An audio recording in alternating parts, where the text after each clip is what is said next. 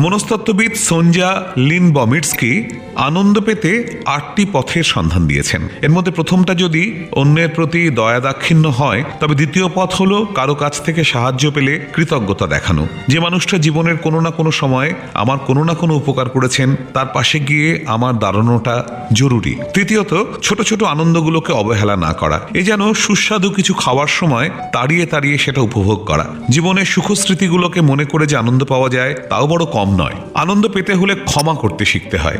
রাগ আর আক্রোশ মনের মধ্যে পুষে রাখলে আনন্দ কখনোই ধরা দেয় না। আত্মীয় স্বজন বন্ধু বান্ধবের জন্য সময় দেওয়াটা দরকার। একা একা আনন্দ হয় না, অন্যের সঙ্গে আনন্দ ভাগ করলে তা বেড়ে যায়। মানসিক চাপের মধ্যে থাকলে তা বেরোনোর রাস্তা করাটা দরকার। মানসিক চাপ আমাদের কষ্টে রাখে, নিজের কষ্ট অন্যদের সঙ্গে ভাগ করে নিলে তা কমে যায়।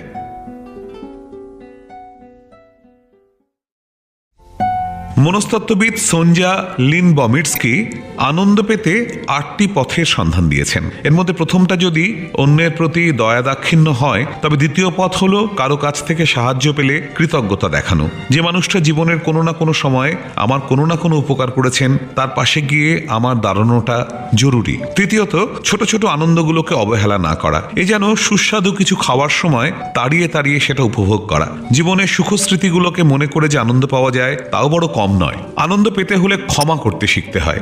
রাগ আর আক্রোশ মনের মধ্যে পুষে রাখলে আনন্দ কখনোই ধরা দেয় না।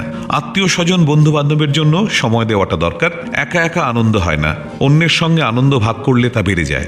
মানসিক চাপের মধ্যে থাকলে তা বেরোনোর রাস্তা করাটা দরকার। মানসিক চাপ আমাদের কষ্টে রাখে, নিজের কষ্ট অন্যদের সঙ্গে ভাগ করে নিলে তা কমে যায়।